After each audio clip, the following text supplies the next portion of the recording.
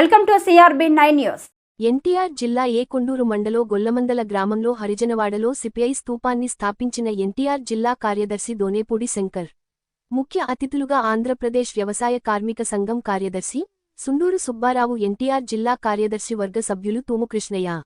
గొల్లమందల గ్రామంలోని ప్రధాన రహదారిలో దాడి ఆదినారాయణ భార్య కీర్తిశేషులు కామ్రేడ్ దాడి వెంకట్రామన్న జ్ఞాపకార్థం సిపిఐ జెండా స్తూపాన్ని స్థాపించగా ఎన్టీఆర్ జిల్లా కార్యదర్శి దోనేపూడి శంకర్ పతాక ఆవిష్కరించడం జరిగింది.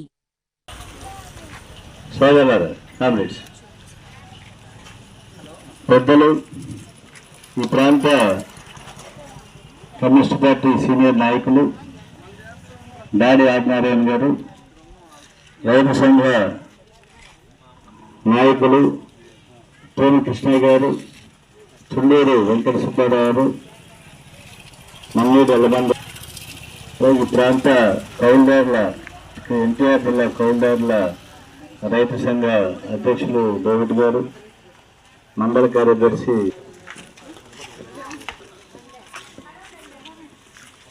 కరోనా మహమ్మారి అనేక కుటుంబాలే అతలాకుతలమైనటువంటి పరిస్థితి. కాబట్టి ఆ నేపథ్యంలోనే వెంకటరామ గారు కూడా చనిపోవడం, ముఖ్యంగా ఆ కుటుంబానికే కాదు కమ్యూనిస్టు ఉద్యమానికి కూడా తీరని లోటు.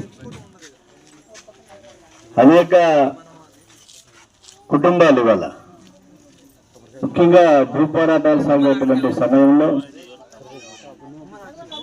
ఆనాడు చంద్ర హరీశ్రావు గారి దగ్గర నుంచి, కొల్లి నాగేశ్వరరావు దగ్గర నుంచి అనేక మంది జిల్లా రాష్ట్ర పార్టీ నాయకులు రాక సందర్భంగా ఈ గొల్లమందల గ్రామంలో 700 ఎకరాల భూమిని పేదవారికి తెచ్చినటువంటి చరిత్ర ఈ గ్రామంలో కమ్యూనిస్ట్ పార్టీకి ఉన్నది, ఈ ప్రాంతంలో ఉన్నది. కాబట్టి త్రిమూరు నియోజకవర్గంలో ఏ గ్రామానికి వెళ్ళినా కమ్యూనిస్టులు తెచ్చినటువంటి గ్రామాల్లో ఇవాళ సాగు చేసుకున్నటువంటి పరిస్థితి మనం చూస్తున్నాం. అటువంటి మహోద్యమానికి, అటువంటి భూ పోరాటానికి వెంకటరామన్న గారు చేదోడు వాదోడుగా వచ్చేటువంటి పార్టీ పెద్దల్ని ఆదరించడంలో, పార్టీ కార్యకర్తల్ని ఆదరించడంలో, ఒక అన్నపూర్ణలాగా భోజనాన్ని పెట్టించడంలో, అన్న సదుపాయాలు కలుగజేయటంలో, భోజన వసతి ఎంతో అవిరళ కృషి ఉన్నది. ఆదినారాయణ గారు ఈ వయసు వరకు at the age of 87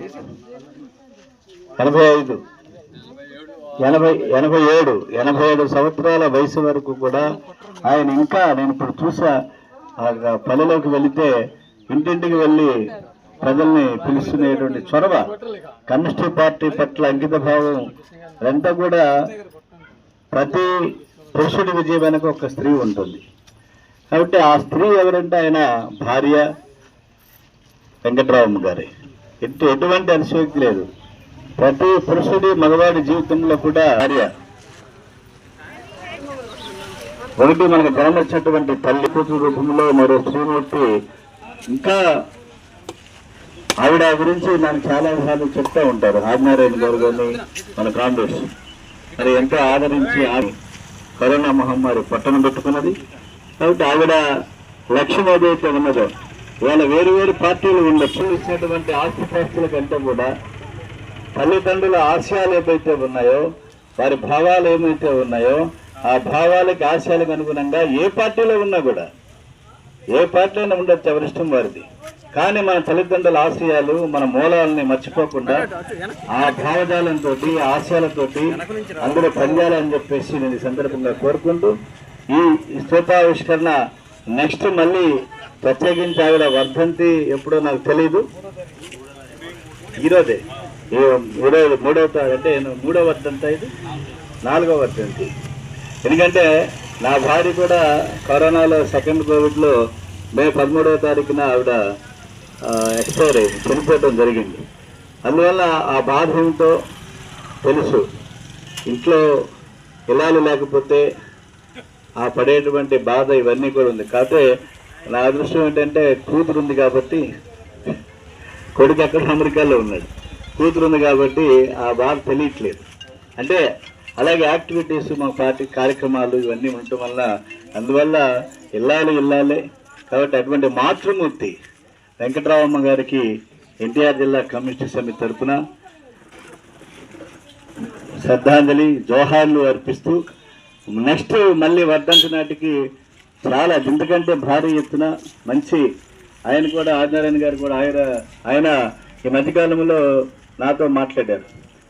నా బాడీని మెడికల్ కాలేజీకి సబ్మిట్ చేస్తాము మాట్లాడాను చెప్పి మాట్లాడాం. పిన్నమైన సిద్ధార్థ మెడికల్ చదలవాడ నాగేశ్వరరావుతో మాట్లాడటం జరిగింది. అలాగే ఈ సందర్భం అంటే కమ్యూనిస్టుల లక్ష్యం అది. నా భార్య కోవిడ్తో చనిపోతూ మే 8వ తారీఖున ఆంధ్ర హాస్పిటల్ ఎండీకి లెటర్ రాసింది. If I shall die you will submit my body in medical hospital అని చెప్పి. అంటే నేను అసలు నాకు ఆ ఉద్దేశం మీద ఇచ్చే ఉద్దేశమే, కానీ మన సాంగత్యం మనకంటే అంటే వాళ్ళ సహకారం లేనిదే. అందుకని చెప్తున్నా నేను, ఇంట్లో మహిళ ఇంటి యజమానురాలు సహకారం లేనిదే ఎవరూ కూడా ఒక అడుగు ముందుకు వేయలేము. కాబట్టి ఆదినారాయణ గారు ఇంతకాలం సుదీర్ఘకాలం ఇవాళ చాలామందిని చూస్తున్నాం. ఇవాళ ఏ పార్టీ ఎవరుంటారో తెలీదు. రాత్రి ఒక పార్టీ, పగల ఒక పార్టీ, మధ్యాహ్నం ఒక పార్టీ, మళ్ళీ తెల్లారి ఉదయానికి ఒక పార్టీలు మారిపోయేటువంటి కాలం ఇది. కానీ ఆయన 87 సంవత్సరాల వయసు వచ్చినా ఇప్పటి వరకు కూడా సుదీర్ఘంగా కమ్యూనిస్టు పార్టీకి, మార్క్సిజం లెనినిజానికి, సైద్ధాంతిక భావజాలానికి ఆయన ఇప్పటి వరకు నమ్మిన సిద్ధాంతం కోసం పనిచేసినటువంటి ఒక ఉత్తమమైనటువంటి కమ్యూనిస్టు ఆదినారాయణ గారు అని చెప్పేసి నేను చెప్తున్నాను. అలాగే ఆయన ఈ స్థాయికి రావడానికి ఇంతకాలం కమ్యూనిస్టు పార్టీలో ప్రజల సేవలో భూపోరాటాల దగ్గర నుంచి ప్రతి అంశంలో కూడా పార్టీకి ఎంతోమందిని ఇక్కడ డేవిడ్ లాంటి వాళ్ళని తయారు చేయటంలో ఆదినారాయణ గారికి ఎంత పాత్ర ఉందో, వారి వెనుక, వారి విజయం వెనుక, వారు పనిచేయటం వెనుక వెంకటరామ గారి పాత్ర కూడా అంతకంటే ఎక్కువ అని చెప్పేసి నేను భావిస్తున్నా. అందువల్ల ఆ మాతృమూర్తికి మరోసారి విప్లవ దోహాలు అర్పిస్తూ జోహార్ కామ్రేడ్ వెంకటరామ గారు, జోహార్ కామ్రేడ్ వెంకటరామ గారు, జోహార్ కామ్రేడ్ వెంకటరామ గారు. సభకు అధ్యక్ష అవుతున్నటువంటి సోదరుడు డేవిడ్ గారు, ఇప్పటి వరకు భారత కమ్యూనిస్ట్ పార్టీ ఎన్టీఆర్ జిల్లా కార్యదర్శి దోనేపూడి శంకర్ గారు, అలాగే ముందు మన జిల్లా కార్యదర్శి వర్గ సభ్యులు తూం కృష్ణయ్య గారు అనేక విషయాలు చెప్పారు. ఈ గ్రామం ఎందుకంటే 1993లో అమరవులు వాళ్ళు లేరు.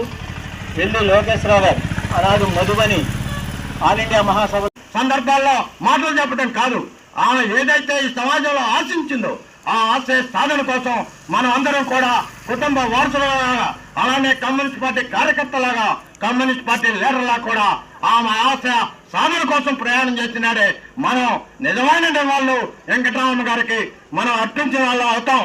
అదే కాదు, ఇవాళ కొంతమంది చెప్తా ఉన్నారు మేము నాకు కూడా ఈ అనుభవం ఉన్నది. ఎందుకంటే మా ఇంట్లో నేను ఒక్కడే కమ్యూనిస్ట్ని, మా చిన్న మనవరాల దగ్గర నుంచి అంతా టీడీపీ. అదే ఆదినారాయణ గారి పరిస్థితి కూడా నేను వారికి చెప్తా ఉన్నా, నేనే మగవాడి పట్ల ఇక్కడ.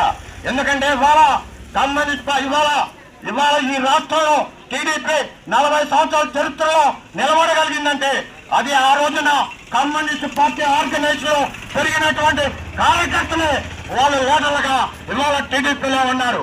అందుకే ఇవాళ కొన్ని సందర్భాల్లో టీడీపీ ఉండదా అన్నటువంటి సందర్భాలు కూడా వచ్చినటువంటి సందర్భాలు ఉన్నాయి. కానీ అవాళ కాంగ్రెస్ వాదులుగా కమ్యూనిస్టులే సందర్భాలు, కొన్ని సందర్భాల్లో వాళ్ళు టీడీపీ ఏమిటి కొత్త అయినా సరే పాత వాళ్ళే అవసరం లేదు.